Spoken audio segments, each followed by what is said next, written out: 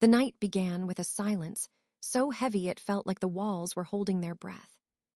Then a single phone call shattered everything I thought I understood about my life. A trembling voice whispered my name, as if afraid someone else was listening in the dark. I felt a chill crawl up my spine before the line went dead without a final word. Moments later, a message arrived with coordinates that shouldn't have existed on any map. My heart pounded as I realized the sender knew secrets I had never spoken aloud. Every instinct told me to walk away, but something more powerful forced my feet forward. I didn't know then that opening that door would uncover a truth meant to stay buried forever. I reached the abandoned parking lot just as the streetlights flickered like dying stars. The air felt colder than it should, as if someone had opened a door to a darker place. My footsteps echoed too loudly for a space that looked completely empty to the naked eye. I tried calling the number back, but the phone only returned a hollow buzz each time. A rusted sedan sat near the edge of the lot, its windows fogged from the inside. I moved closer, even though my pulse warned me to turn back before it was too late. The driver's door hung open slightly, as if someone had left in a desperate hurry. A leather wallet lay on the ground beside the car, damp with fresh streaks of rain. I picked it up and froze when I saw the name printed in fading silver letters. It belonged to Mark Dalton, a friend I hadn't spoken to in more than 3 long years. We parted after a fight neither of us ever apologized for, though both of us were wrong.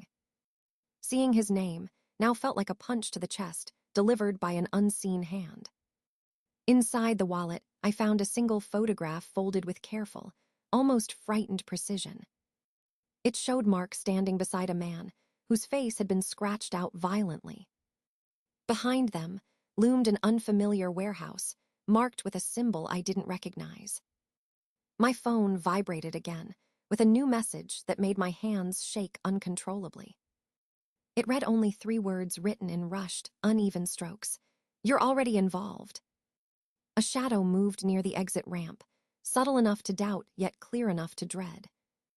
I stepped back toward the center of the lot, trying to scan every corner at once. The silence deepened, with a weight that made it hard to breathe without trembling. Something scraped against the pavement like metal, dragged by a hesitant hand. I turned quickly, but the sound vanished as if swallowed by the night itself. A distant siren wailed and faded, leaving me trapped with my spiraling thoughts. Mark had vanished once before, but never in a way that pulled me directly into his chaos. I remembered his last message years ago, warning me to stay away from something dangerous. At the time, I dismissed it as paranoia from a man drowning in his own secrets. Now those secrets crawled back to life and wrapped around me like tightening vines. I opened the car door, unsure what I expected to find on the other side. The interior smelled of old paper and something metallic that clung to the air. A torn notebook sat on the passenger seat, with pages missing from its center. One remaining page contained a map drawn with frantic lines that circled a single location. The same coordinates I received earlier, the ones that should not exist anywhere real. I understood then that Mark had wanted me here, or someone pretending to be him did. Either way, I had crossed the point where turning back no longer meant safety. The night around me seemed to pulse with warnings I tried desperately to ignore. Whatever waited at the circled spot was the key to a truth Mark died to keep hidden. The road to the coordinates stretched through empty fields that whispered under the wind. My headlights carved a weak tunnel through the darkness that felt far too alive tonight. Every mile carried the tension of a string pulled so tight it might snap at any breath. I checked the rearview mirror repeatedly, certain a pair of unseen eyes followed my trail. The map from the notebook lay on the seat beside me, trembling with each bump in the road. Its frantic lines looked less like directions and more like a warning scratched in panic. When I reached the marked turn, my stomach twisted as if sensing something deeply wrong. A narrow dirt path snaked ahead into woods that seemed older than any nearby town. I drove slowly, listening to branches scrape the sides like claws testing the metal. Far ahead, a faint glow pulsed between the trees like a heartbeat hiding in the dark. My phone buzzed again, though I had no signal and no reason for it to come alive. A new message flashed with chilling simplicity. Don't trust what you remember. The words pressed against memories I didn't dare revisit and refused to understand. I parked the car when the path became too tight to continue without risking the wheels. The forest swallowed every sound except my breathing, uneven and too loud in the quiet. I walked toward the glow, stepping over roots that curled like fingers reaching for ankles. The ground felt damp and soft, as if something had recently disturbed the earth beneath me. Soon the trees opened to reveal an abandoned cabin crouched beside a shallow ravine. Its windows were boarded, but thin lines of light leaked out from the cracks between planks. I approached slowly, feeling the pressure of unseen presence pressing at my back. The front door hung crooked, held by a single hinge that creaked with each shift of wind.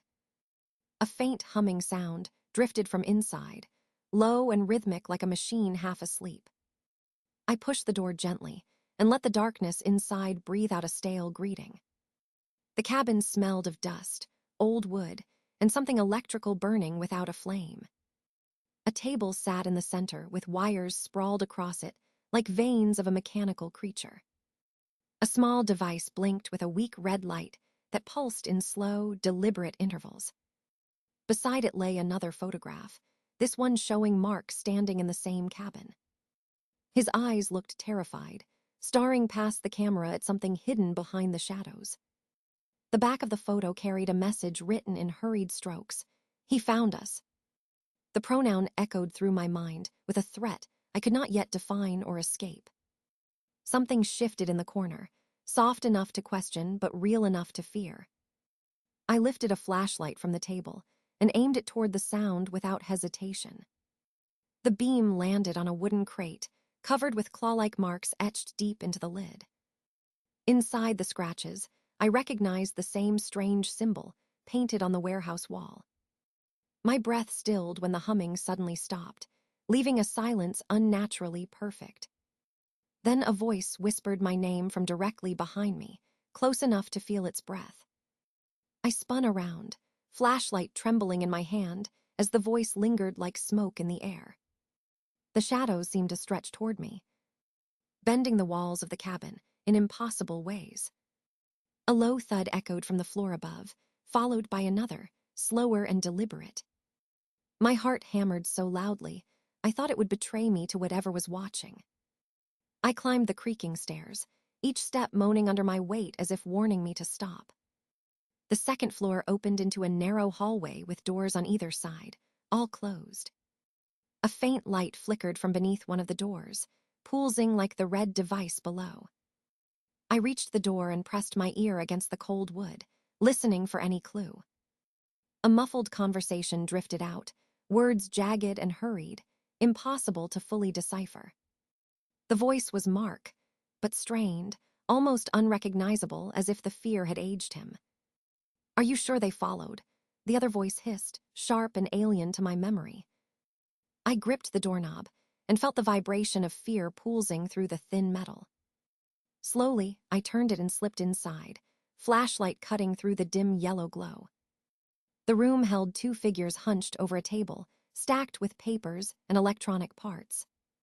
Mark's eyes widened when he saw me, a mixture of relief and terror flickering across his face.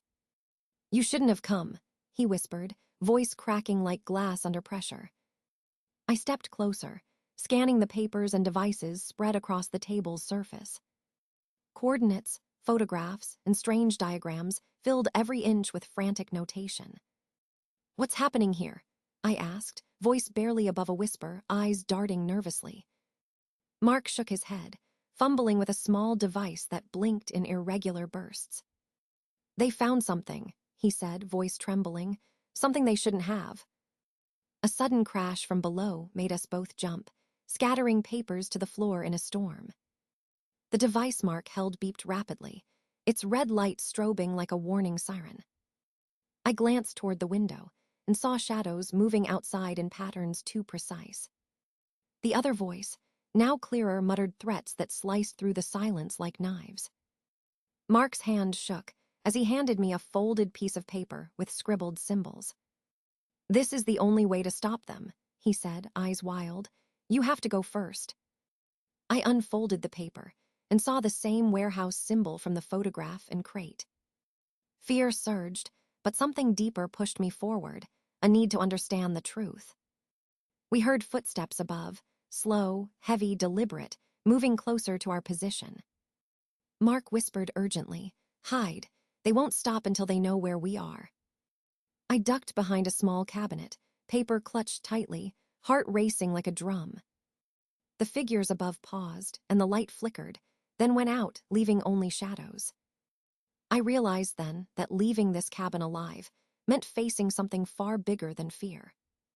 Mark pressed a finger to his lips and mouthed, "Trust no one," before disappearing into the dark. I stayed crouched behind the cabinet, barely daring to breathe as the darkness pressed in.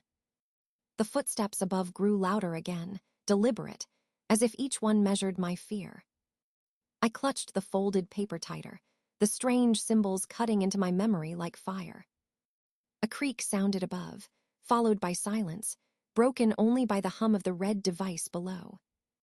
I risked a peek, seeing shadows stretch along the floor as if alive and hunting. Suddenly, the door burst open, slammed against the wall with a force that rattled my bones. Two figures entered, moving quickly, scanning every corner as if they could see through walls. I held my ground, silent, praying they wouldn't notice the trembling in my hands.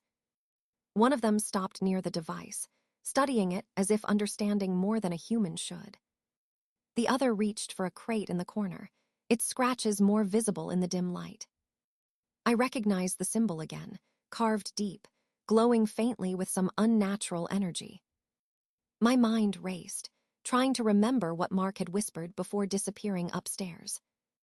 The device beeped faster, red light pulsing like a heartbeat warning of impending danger.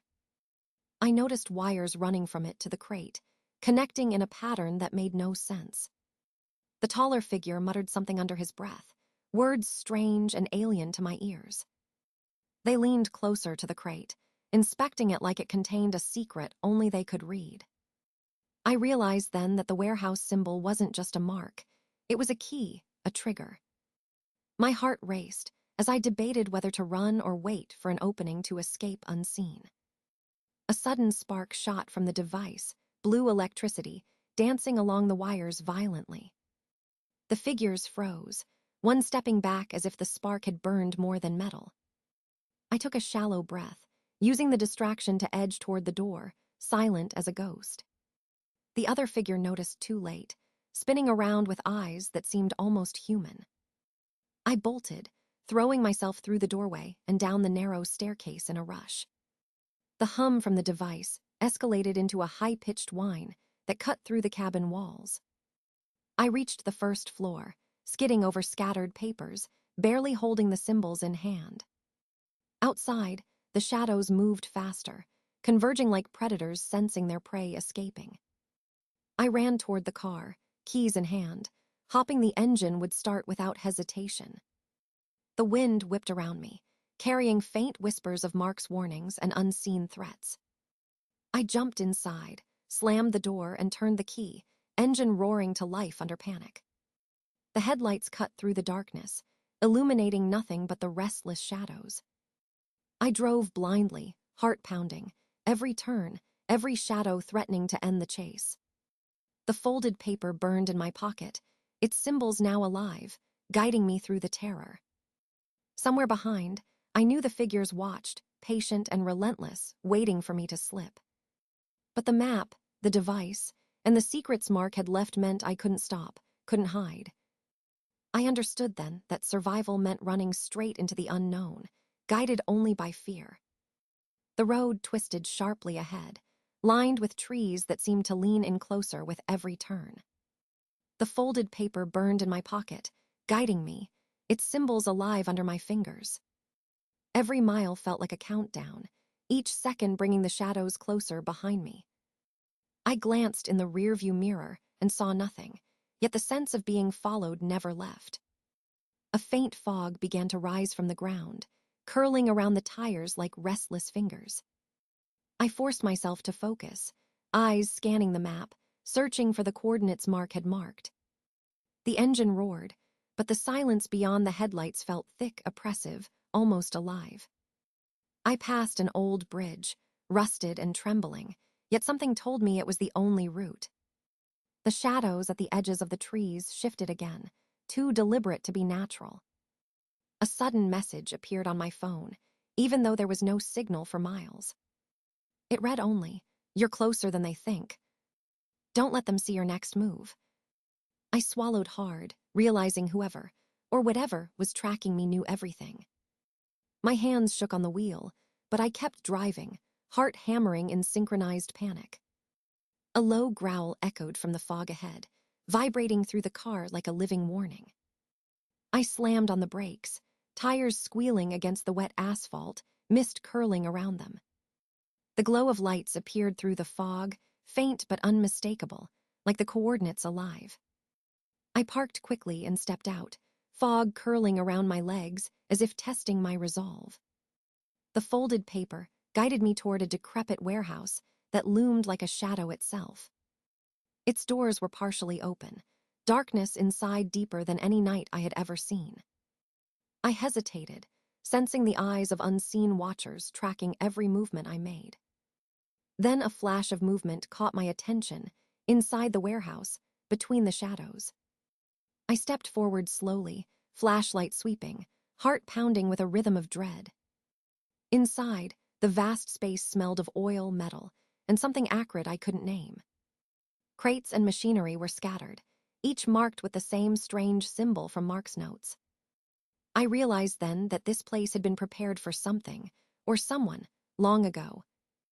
A voice called my name from the shadows, soft, almost casual, yet chilling in tone. I froze, recognizing it as the other figure from the cabin, the one hunting without mercy. "You've come far," it said, stepping forward, hands tucked inside a long, dark coat. The red device from the cabin lay on a crate, wires stretched across the floor like veins. I knew I had to act before they triggered, whatever it was meant to unleash. The paper in my hand vibrated, symbols glowing faintly, pulling me toward the device. I edged closer, every step measured, aware the figure could strike with deadly precision. They stopped, just out of reach, eyes scanning my movements like a predator gauging fear. My pulse raced as I stretched a trembling hand toward the wires, hopping to understand the connection. A sudden spark jumped from the device, blue lightning snapping, illuminating the shadows. The figure hissed, stepping back, and I felt the first surge of power coursing through the warehouse. I realized then that the truth Mark had hidden was not just dangerous. It was alive, watching, waiting.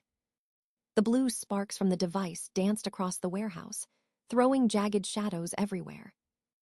I gripped the folded paper, symbols glowing brighter, pulling energy from the pulsing wires. The figure froze, eyes narrowing, realizing I was no longer just a victim in this game.